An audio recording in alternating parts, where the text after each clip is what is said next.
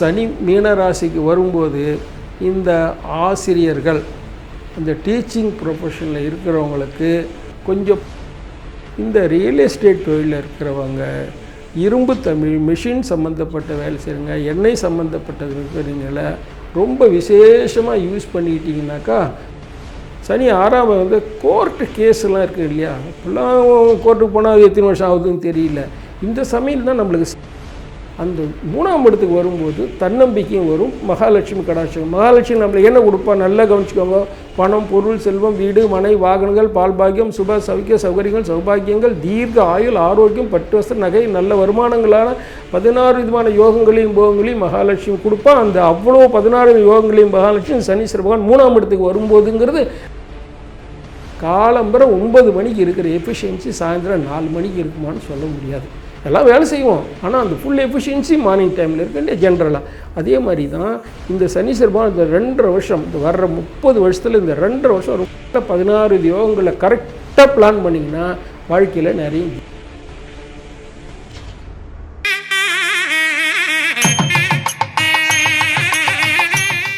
கடவுள் அருள் டிவி சேனலுக்கு உங்களை அனைவரையும் அன்புடன் வரவேற்கிறோம்.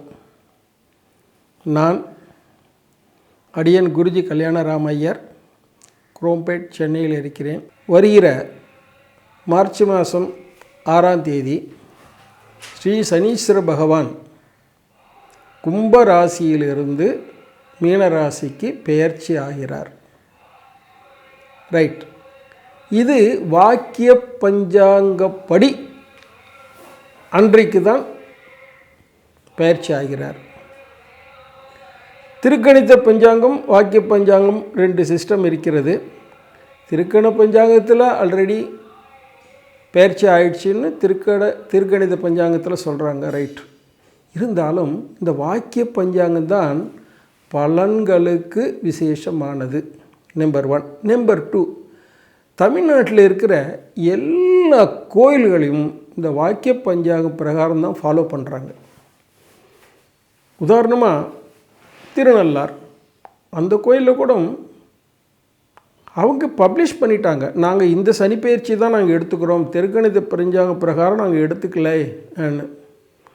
இன்னொரு உங்களுக்கு அடிஷ்னல் இன்ஃபர்மேஷன், ஒரு 10 வருஷத்துக்கு முன்னாடி திருக்கணித பஞ்சாங்கத்தை வாக்கியமே கொஞ்சம் வித்தியாசம் இருக்கும். திருநள்ளாரில் கூட 2ஐயும் கூட நாங்கள் பூஜை பண்ணுறோம்னு சொன்னாங்க. ஆனால் இப்போ வந்துட்டாங்க, இப்படி இந்த வருஷம் அனௌன்ஸ் பண்ணிட்டாங்க, இதுதான் மார்ச் மாதம் 6ஆம் தேதி 6 சனிப்பெயர்ச்சி தான் கரெக்ட்னு அவங்களும் சொல்லிட்டாங்க. அது இருக்கட்டும், எல்லா கோயில்லையும் அந்த வாக்கிய பஞ்சாங்க பிரகாரம் தான் எல்லா அனுஷ்டானங்களும் பார்த்துக்கிறாங்க. ப்ளஸ் நாங்கள் ஜோசியர் பார்க்குறோம். இதில் இந்த வாக்கிய பஞ்சாங்க பிரகாரம் தான் பலன்கள் நல்லா இருக்குது. இன்னும் கேட்டால் தென்னாட்டில் முழுக்க பார்த்திங்கன்னா எல்லா ஊர்லேயும் இருக்க ஜோசியர்களும் அந்த வாக்கிய பஞ்சாங்கம் 28 எல்லாம் சொல்லுவாங்க இல்லையா, அதனால் எல்லாமே இப்படி தான் பண்ணுவாங்க. அதான் வாக்கிய பஞ்சாங்க பிரகாரம் தான் ரைட், அப்படி தான் எடுத்துக்கோங்க. ரைட், பலன்கள் பிரகாரம் அதுதான் கரெக்டாக இருக்குது. ரைட், இப்போது சனீஸ்வர பகவான் கும்பராசிலேருந்து மீனராசிக்கு பெயர்ச்சி ஆகிறார். ரைட், இதில் 7.5 சனி எல்லாருக்கும் தெரியும். அந்த 3 ராசியில் இருக்கும்போது அந்த 7.5 சனி இருக்கும். இப்போ மகர ராசிக்கு விடுபடுறார், மேஷ ராசிக்கு சேர்றார். மேஷ ராசிக்கு இப்போ 7.5 சனி ஆரம்பம். ரைட், இப்போது கும்பராசிக்கு, மீனராசிக்கு, மேஷராசிக்கு 3 இடத்துக்கும் சனீஸ்வர பகவான் 7.5 சனி பலனை கொடுப்பார். அதை பற்றி பலன்கள் என்ன பண்ணணுங்கிறது பிற்பாடி பார்ப்போம். ஆனால் நல்லா கவனிச்சிக்கோங்க, சனி இந்த 3, 6, 11 இருக்கும்போது விசேஷமான பலன்களை கொடுப்பார். அது ஒன்றையும் நல்லா கவனிச்சிக்கணும். 7.5 சனிங்கிறது 12, 1, 2 3ஆம் இடத்துக்கு வரும்போது அது பேர் லக்ஷ்மீகரம்னு பேர். 7.5 சனி முடிஞ்சு அந்த ஒரு 2.5 வருஷம் 3ஆம் இடம் லக்ஷ்மீகரம். லக்ஷ்மீகரம்னாலே மகாலட்சுமி கடாட்சத்தோடு அல்ல, அந்த வருஷம் சூப்பராக இருக்கும். அந்த 2.5 வருஷம் சனீஸ்வரன். அது அடுத்தது 6ஆம் இடம். 6ஆம் இடத்துக்கு வரும்போதும் விசேஷமான பலன்களை கொடுப்பார். அடுத்தது 11ஆம் இடம். 11ஆம் இடத்துல இருக்கும்போது ரொம்ப அதிர்ஷ்டமான டைம். 30 வருஷத்துக்கு ஒரு தடவை தான் அந்த 11ஆம் இடங்க லாபஸ்தானம். 30 வருஷத்துக்கு ஒரு தடவை தான் வருவார். அப்படி வரும்போது அது ஒரு விசேஷமான பலன்கள் கொடுப்பார். இதை கொஞ்சம் கவனிச்சுக்கிட்டோன்னு வச்சுக்கோங்களேன். நம்ம எப்பயுமே ப்ரீ பிளான்டுன்னு உண்டு எல்லாத்துக்குமே சார். சின்ன விஷயமா இருந்தாலும் சரி, பெரிய விஷயமா இருந்தாலும் பிளானிங் இஸ் ரொம்ப முக்கியம். நம்ம இந்த கிரக சூழ்நிலைகளை அனுசரித்து நம்ம வாழ்க்கையை நடத்திக்கிட்டோம்னாக்கா நிச்சயமாக ஜெயிக்கலாம். அதே மாதிரி சனீஸ்வர பகவான் 7 நாட்டு சனியில் கஷ்டத்தை கொடுப்பார், அலைச்சலை கொடுப்பார், பிரச்சனையை கொடுப்பாருனாலும் அஷ்டம சனின்னு ஒன்று இருக்குது. அர்த்தாஷ்டம சனி. அர்த்தாஷ்டமம்னா அர்த்தம் பாதி, அஷ்டமத்தில் பாதி 4, 4ஆம் இடம். 4ஆம் இடத்துல இருக்கும்போதும் கொஞ்சம் பிரச்சனை கொடுப்பார், அஷ்டமத்தில் இருக்கும்போதும் பிரச்சனையில் கொடுப்பார், 7ஆம் இடம் கண்டக சனி இருக்கும்போதும் பிரச்சனைகள் கொடுப்பார். அப்போ நம்ம என்ன பண்ணணும், இதை அனுசரித்து பண்ணிக்கணும். சார் எப்படியாப்பட்ட ஹெல்த்தியாக இருக்கவங்களுக்கு ஒரு நாள் உடம்பு சரியில்லாத போக தான் செய்யும். அப்போ நம்ம என்ன பண்ணுறோம், மருந்துகள் எல்லாம் எடுத்துக்கிறோம். ஏதோ ஒரு மருந்து, அலோபதியோ சித்தா மருந்தோ ஆயுர்வேதமோ எடுத்து சரி பண்ணிக்கிறோம். அது மருந்து சரி பண்ணிக்கினா சரியாக போகுது. அதே மாதிரி தான் தெய்வங்களுக்கும் நம்ம சரியான பரிகாரங்கள் செஞ்சுக்கிட்டோம்னாக்கா அந்த பரிகாரத்தை, அந்த பிரச்சனையிலேருந்து நம்ம விடுபடலாம் அந்த பரிகார பலன்களால். இன்னொன்று, எந்த தெய்வமும் நம்மளுக்கு கஷ்டம் கொடுக்கணும்னா அது பரிகாரங்கள் செய்ய விடாது. ஆனால் அதையும் மீறி தான் நம்ம பரிகாரங்கள் செய்யணும். பரிகாரங்கள் செஞ்சிட்டாக்கா அந்த கிரகம் நம்மளுக்கு கெடுதல் பண்ணாது. ஏன்னா அதுக்கெல்லாம் சத்தியத்துக்கு கட்டுப்பட்டதுகள். அதனால தான் சரியான பரிகாரத்தை கேட்டுட்டு சரியான பரிகாரத்தை செஞ்சு முடிச்சிட்டோம்னாக்கா நம்மளுக்கு நிச்சயமாக அந்த கிரகம் நம்மளுக்கு கெடுதல் பண்ணாது. உதாரணமாக சனீஸ்வர பகவான் எந்தெந்த இடத்துல இருக்காரோ அதுக்கு தகுந்த மாதிரி பரிகாரங்கள் நம்ம பண்ணிட்டோம்னாக்கா அவர் நிச்சயமாக நம்மளுக்கு கெடுதல் பண்ண மாட்டார். இதுதான் ரொம்ப முக்கியம். சார், இப்போது ஒரு ராசிக்கு ஒன்று தனித்தனி பலன்களை நம்ம பார்ப்போம். அது ரொம்ப முக்கியம். அது உங்களுக்கு எல்லாருக்கும் தேவைப்படுற விஷயம். கொஞ்சம் விவரமாக சொல்கிறேன், அதை கேட்டுக்கோங்க, அதை ஃபாலோ பண்ணுங்க. இப்பொழுது மகர ராசிக்காரருடைய சனிப்பெயர்ச்சி பலன்களை பார்க்க போகிறோம். மகர ராசிக்கு சொந்த வீட்டுக்காரரே சனீஸ்வர பகவான் தான். இப்போ 7.5 சனி முடியுது. பெரிய ரிலீஃப். 7.5 வருஷம் கஷ்டப்பட்ட பலன்கள் இப்போ தீரப்போகுது. எல்லா கஷ்டங்களும் தீருதுனால எவ்வளோ பெரிய விஷயம். 7.5 விஷயம் பல விதத்தில் பாடுபட்டாச்சு.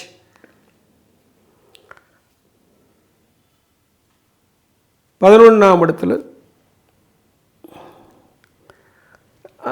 அதாவது 3ஆம் இடத்துக்கு வரார். மகரத்துக்கு 3ஆம் இடம்ங்கிறது லக்ஷ்மிகரம். லக்ஷ்மிகரம்ங்கிறது மகாலட்சுமி கடாட்சம்.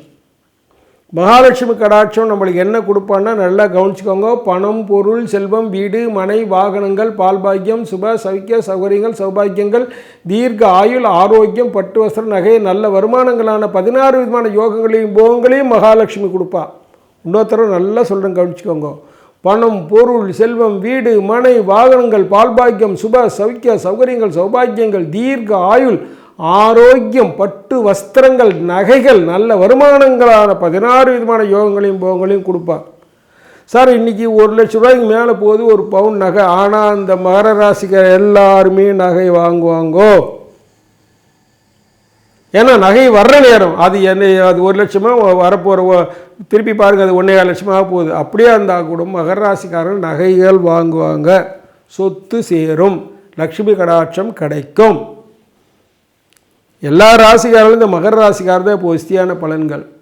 ஏன்னா 7.5 வருஷம் முடிஞ்சு நம்மளுக்கு ஒரு நல்ல நேரம் வருது, லக்ஷ்மிகரம் வருது. நல்லா கவனிங்க. அனுபவம் 7.5 வருஷத்தில் நம்ம கஷ்டப்பட்டது என்னென்ன, இப்படி பண்ணால் எவ்வளோ கஷ்டங்கள் வரும், என்ன வரும்னு எல்லாம் புரிஞ்சுக்கிட்டாச்சு. இப்போ அது தகுந்த மாதிரி நடந்துக்க போகிறோம். ரைட். ஒருத்தராக பார்ப்போம். பிஸ்னஸ் பீப்புளை பார்ப்போம். பிஸ்னஸ் பீப்புளுக்கு ஒரு சரியான வருஷம் 2.5 வருஷம் இல்லை, நம்மளுக்கு நிறைய லாபங்கள் கிடைக்க போகுது.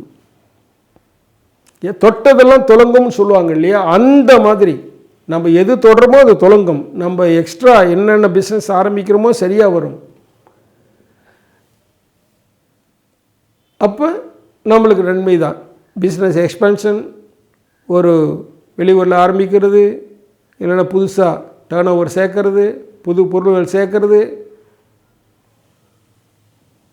பெரிய புது புது ப்ராடக்ட்ஸ் மேனுஃபேக்சர் பண்ணுறது, சேல்ஸ் பண்ணுறது, இந்த மாதிரி விஷயங்கள்லாம் ரொம்ப ரொம்ப சாதகமாக இருக்கும். 2.5 வருஷம் அது மிஸ் பண்ணவே கூடாது. அடுத்த வருஷம் அர்த்தாஷ்டமி சனி வரும்போது கொஞ்சம் கஷ்டங்கள்லாம் வரும். ஆனால் இந்த 2.5 வருஷத்தை நல்லா யூஸ் பண்ணிக்கிட்டோம்னா நம்மளுக்கு 30 வருஷம் ரொம்ப சூப்பரான பலன்கள் இதனால் உண்டு.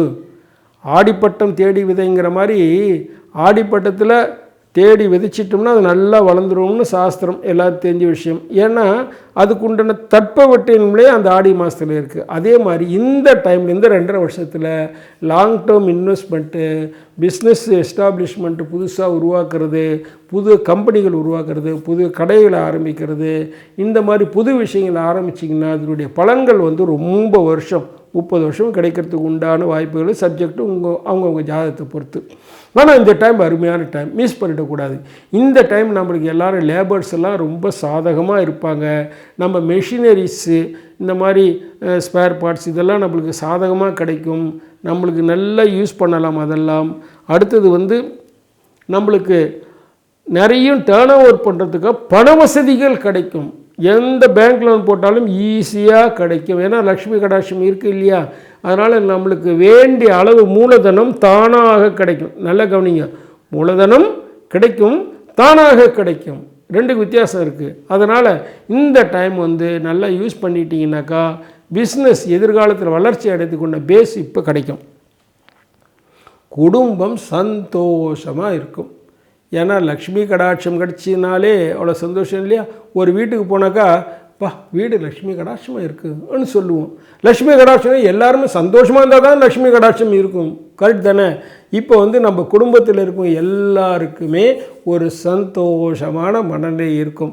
வீட்டில் ஒரு 10 பேர் இருக்காங்கன்னாக்கா ஒருத்தருக்கான மகர ராசி இருந்தால் கூட போகிறோம், அந்த குடும்பமே நல்லாயிருக்கும். ஏன்னா இவங்களை வச்சு எல்லாருக்கும் ஒரு சந்தோஷம் கிடைக்கும்.